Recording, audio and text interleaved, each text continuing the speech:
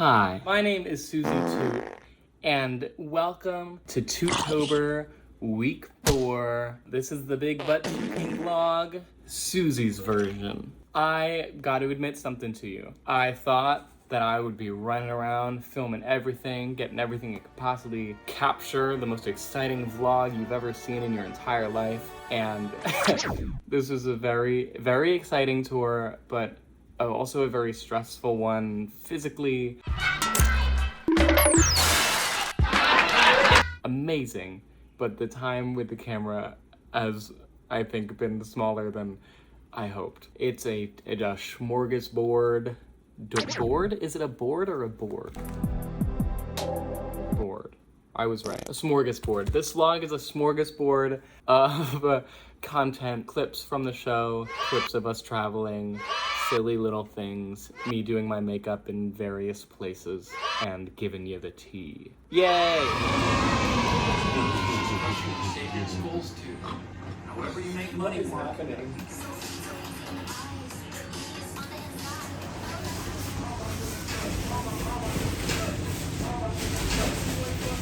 Yes, I do. Absolutely.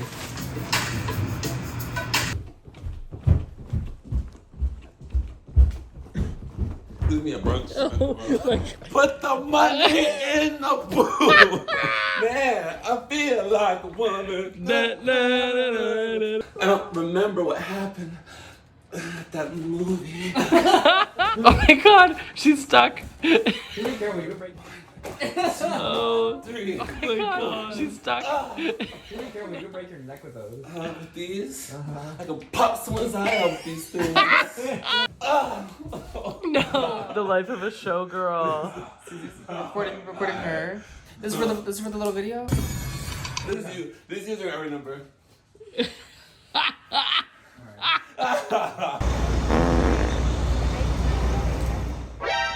What now? What? Cause I'm vlogging too. So what we gonna do? Mind you, this bitch got a grandma case. The bitch got a grandma case. The old bitch got a grandma case. If you ain't paying me for filming, get out of my face. Now what? What are you doing? Suzie? Darling, I thought I told you to go to bed eons ago. You're still up. As a kid. Oh. You're still up. And Santa's coming tonight. And you are going to be awake and you're going to spot him. He's never going to come again. He's going to give you coal for the next 7 decades if you don't get your ass to bed. Right fucking now! Today, as of recording this, is October 17th. We are here in Phoenix, Arizona, just about to start getting painted and ready for the show. We already went in and saw the venue. I went to Goodwill today and got this fun little robe. Ding. If you think that I look tired, no I don't, and fuck you. Here's more of the robe. I really quite like it. I got it for $5. And this is my Haley Williams is Making Your Children Gay shirt that a fan gave me. I'm gonna start getting into the lurk. I just looked it up. This is our 15th show in our 11th city. We were just in Fort Lauderdale last night, which was so cool. Very, very thrilling to do the hometown show. Hello, Fort Lauderdale! I had no idea who was gonna be here, and my God, there are people from parts of my life I thought I would never see again. And I was hoping I would never see again. My friends were there. Hi, Dan. Dan was there. And yeah, and then we went out after. We went to Alibi. I got to see just a classic Wednesday night drag show hosted by some fucking freak monster that I'm not going to endorse on my page. The phone is balancing on the faucet because I'm a professional with a professional setup. The show, one moment. 45 minutes later, I have returned because I want to show you what I've been doing to set my makeup, which is a new thing. Lydia put me on this impeccable setting spray, and I will spray the hell out of her. Then I'll let it dry for a moment, and I'll powder it with Miss Anastasia, and then got to be hairspray, and then I'll powder again And then I kind of go in and retouch the parts that get a little washed out from that. As of recently, it has really done me well in like my makeup lasting as a girl who is oily. I've been listening to the podcast Artist on Artists on Artists while I've been getting ready basically this entire month. And it really, I mean, A, it's so fucking funny and they are so good and I'm obsessed with them. Listening to improv helped put my brain in like a, let's be funny, let's have fun, let's do it. Or sometimes if I listen to music while I get ready, I get too mellow. I listen to sad lesbian music. And now, glue on your face. And then we'll powder again. But yeah, you can see this makeup, how much more severe the eye is. This is a higher, more angled brow than I would usually do. And the black lip I'm kind of obsessed with. And like doing the top a little bit over the bottom lip to give it like a, there's something kind of villainy, like a little bit crystal method about it. And then we're off to the show. Phoenix, Arizona. I'm sorry. I look so good. This hair is by Grenius Wigs. She's sickening. Ooh. Linda. Oh shit. Your ID, Corey. We just got to the hotel. Like So, mind you, we an landed hour ago. Not even an hour ago we landed. She is... Corey's already in full Corey-chan. mug. Corey-chan is already in full mug. How quickly you got Wait, is this like a fast mug? Yes. It looks like your regular You look great. It's like for 2 minutes. We're in the tunnel. We're in the tunnel. We're in the Michigan Airport light tunnel. Nicole! I'm not selling tonight. Not selling. No pictures today. Where are we going, Suzie? We are going to Pittsburgh. The Chili's. To the Chili's in the Michigan airport, and then we're going to Pittsburgh for our third BUTTTOOTKING show. We did the first two. They were fab. long way. This is, oh fuck, you're right. That's fine. Grandma. I'm learning. Filmed half of this video long ways, you old cunt. That's fine. She wanted to give a different aspect ratio, so Exactly. They can turn their phones around. Hello again. We just got to Washington, D.C. We're in this trendy little hotel room, and emphasis on little because this is all of it. I look so tired.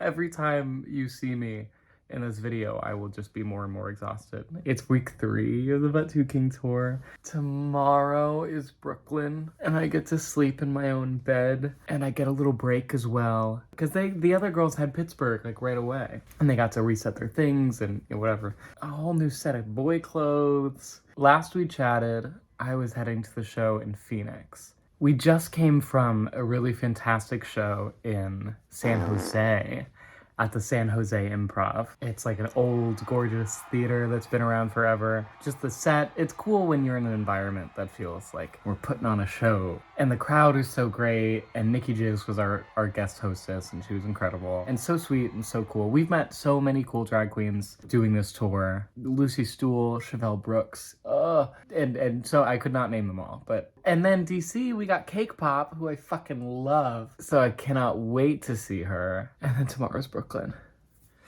Tomorrow's Brooklyn. I can do it. I miss my apartment. I miss my people very much. So it'll be a nice little reset. But for now, I'm gonna get some sleep and put on a fabulous show tomorrow in Washington, D.C. And since the government's shut down, we're the most important thing happening in the city. Ever think about that? Think about it. Hello again. I am reporting to you live and bald from Asbury Park, New Jersey. We just got here.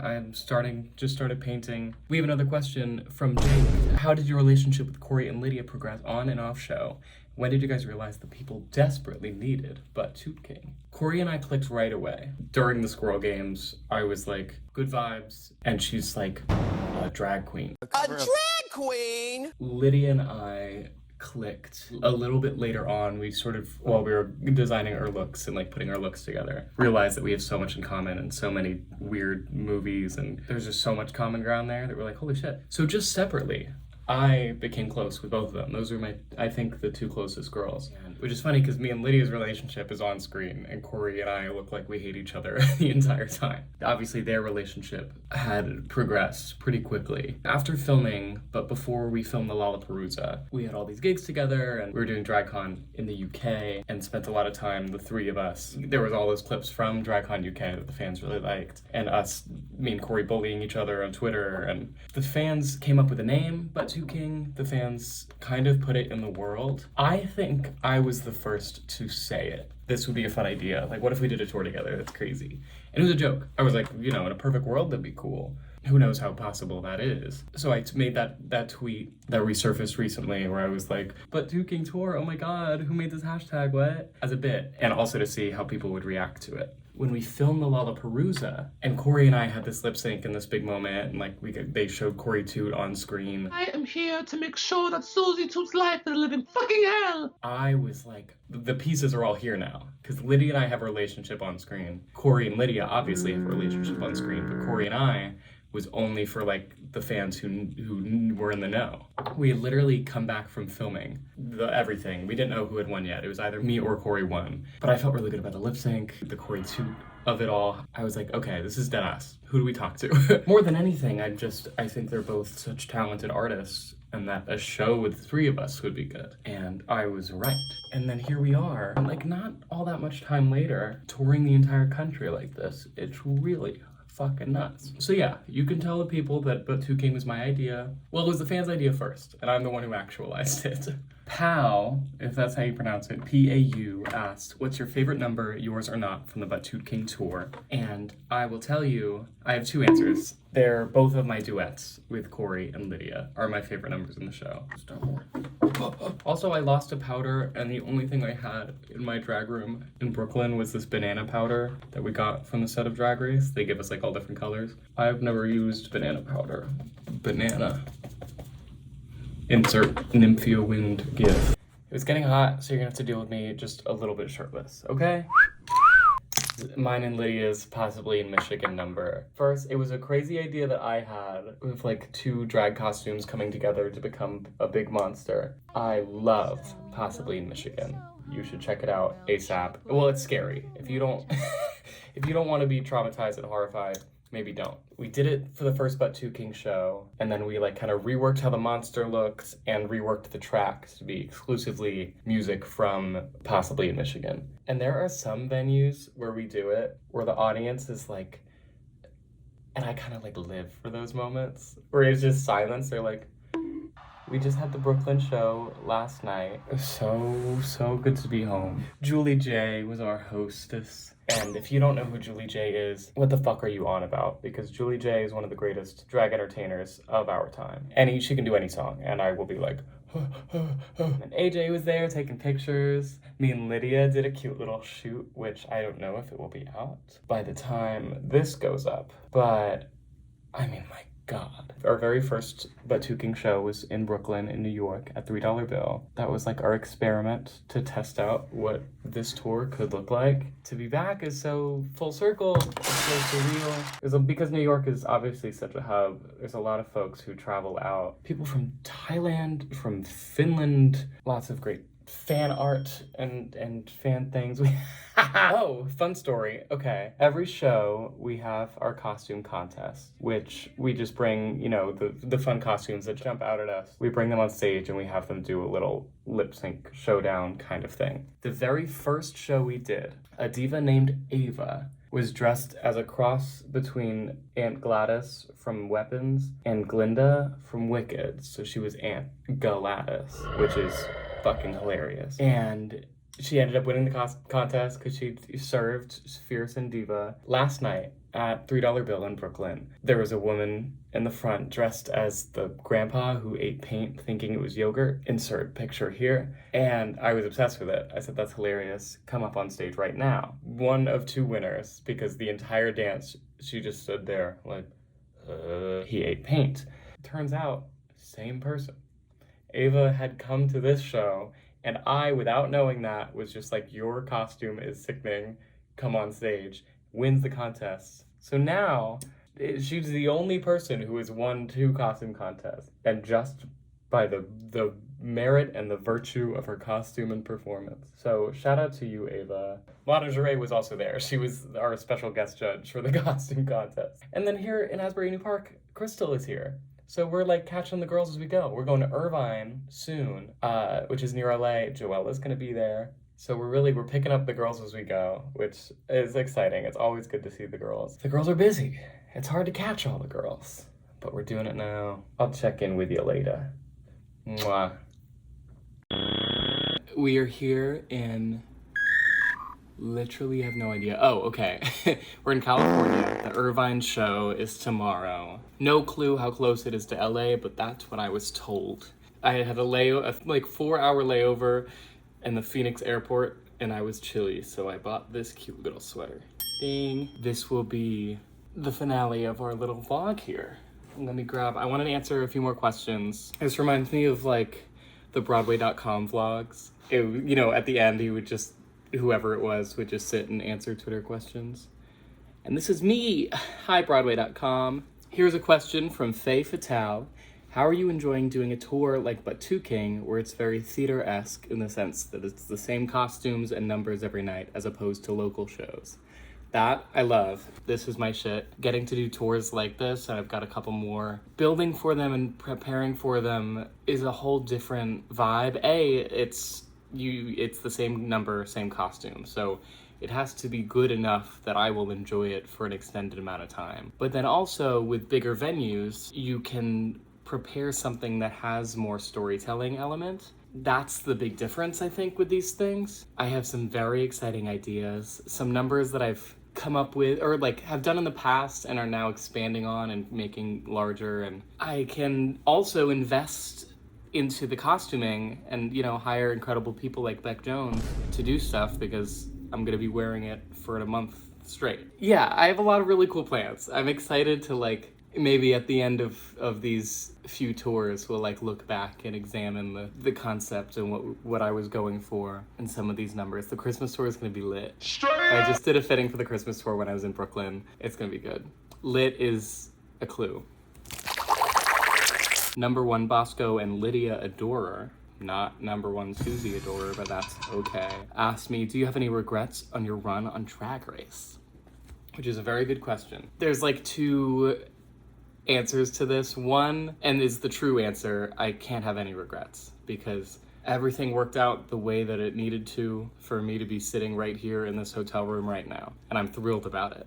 And even the stuff that I was punching myself over and so mad about when I was eliminated have turned out to really, really work out for me. And there's many worlds in which I did a better job on television and did not have the career that I have now. That's the true answer.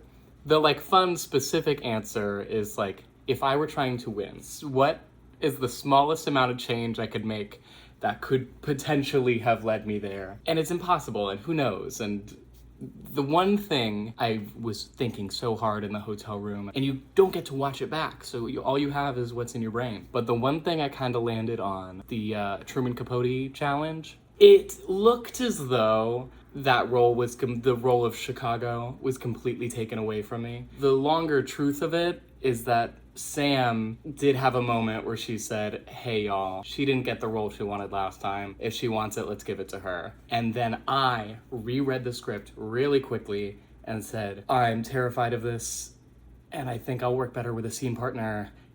And we had seconds to decide because the producers were like, okay, this portion's over, let's pick. So I scrambled and I picked the role that I did. And I was in the top that week, so it's okay. But I do think if I had Chicago, because I was watching Jules practice it, and in my mind, I was like, oh, but what if, because I was scared of the language. Obviously, Tiffany New York Pollard is not me.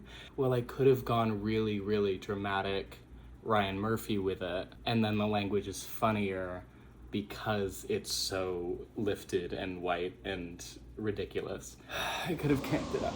I mean, but also Big Fupa was such a force. Who knows? I just think if maybe I had a better performance, the judges could have been like, all right, even though Anya steamrolled and destroyed this challenge, let's give Suzie something, especially because everyone wants her to go home. I was proud of it, but I didn't like it when I watched it back the first time. But yeah, so that's my one very long answer for my one regret if I were to go back. But knowing what I know now, everything worked out. Mikey asked, how do you go about finding designers to collaborate with on Suzie looks, and what is the process like? For Drag Race, I had spent years being a Drag Race fan and a Drag Race, like, one day I want to get on. So I had followed all of the designers I really liked. And so that was the process, was just like, who on my list of people I really like do I feel like could do these looks that I want to do justice? And a lot of them didn't respond because they didn't know who I was, and I wasn't trying to be like, hey, we're breaking my NDA, hey, I'm a Drag Race. I sketch everything. I have, and we can do a whole video on that, all of the sketches, my original sketches from everything that I wore on Drag Race. Suzie Toot is a specific character that needs to look a certain way in order to be Suzie Toot. I was told, like, a lot of people don't even send sketches like this, and that blew my mind. The night we got the list, I was up so late, like sketching and resketching and on Pinterest and looking up things, and there were some ideas that came a lot later. I think the Iron Maiden, the Pink Runway were two that were the last ones that I thought of. So that's my process, is I will sketch something, and I still do it now. I use all the people that I loved working with on Drag Race, or new people that I found on Instagram. Like the Black and White Runway, who was Sam, my friend 10 Yards in Brooklyn, was very sketch accurate. I could show you the sketch, it's exactly what it looks like on stage. For me, I feel good about that, but then there's some designers who come back with a second sketch that's like, oh, I could have never thought of that. And that's why I like working with designers over and over again, because you get into a groove and you understand. Your minds meld together. Let's do like a lightning round. If you could have a pet that you, Corey, and Lydia share custody of, what would it be? That pet would die so quickly, but I don't know, a hedgehog? What surprised me the most watching a season of the show back, how annoying I am. No, that wasn't a surprise, I knew. How, toward the end of the competition, how insane I got. Because I was having a blast, beginning to end. Well, not at the very end. That was the only time I was, really kind of unhappy. I laughed every day. I had so much fun. And then, interpretive dance challenge, I was like, God. Girl, it's okay. What advice would you give to someone who wants to not only get into drag, but singing performance as well? Do it. The thing about art is that you can just do it. You don't need a ton of money. You don't need reassurance. You don't need a stage, really. You can make stuff happen. I guess drag specifically, my advice always is don't reference drag queens. You can be inspired by them in creating the character or in creating numbers or creating something else. Look toward the much larger pool of pop culture and history and fashion history. There's so much cool stuff, and that's what will set you apart versus Aquaria number 76. You know what I mean? When did you come up with the concept of La Dichotomy? I think that needs its own video. I really got to get into the beginning, middle, end of Gloomy Toot in my short film La Dichotomy, which is playing in film festivals right now across the country. And we just had our premiere at New Fest. It went really well. Without saying too much, because it's meant to be it's abstract and meant to be interpreted. It was a collection of feelings that surrounded Drag Race, being on television, being perceived in that way, and then also the very specific and crazy feeling of the makeover episode itself, and all the emotions that that episode brought out, not knowing how it would be perceived or edited together, many concepts within that world. And it was sort of bloodletting of what does this look like in my mind, because it's so confusing, and how can you capture that? But more on Gloomy Toot to come, because we gotta dig into that, you and I. Okay, we're gonna end on a banger. Top 3 songs on the Hailey album. Hailey Williams' Ego Death at a Bachelorette Party is such a good album. She just released Good Old Days, which I have been listening to nonstop. Title track, Ego Death at a Bachelorette Party, is so good. That's my number 1. This is in no order. That's my first choice. Mirtazapine, really good. That has to be in my top 3. The performance on Jimmy Fallon, True Believer, bumped that one up to top 3. Because Parachute and Good Old Days are I think right there. But it's a really good album, and you should listen to it. And you should also listen Paramore's entire discography. I leave you now. This month has been really crazy and physically difficult, emotionally very fulfilling and exciting. I will see you next time. I'll see you whenever. Thank you for engaging. Thank you for coming out to these shows. These BUTTTOOTKING shows have been so fucking nuts. At the end of this, we're gonna insert a compilation of all of the crowds because my God, it's just so incredible to see. Thank you, thank you. Thank you for supporting. Thanks for being a tutor. I love you guys with all of my heart. We're not even a year out of Drag Race. It is October, and I cannot believe everything that I've gotten to do. So, really, genuinely, thank you so much. I love you. Keep on fucking rocking. Keep on making art. And I will see ya later. Ding.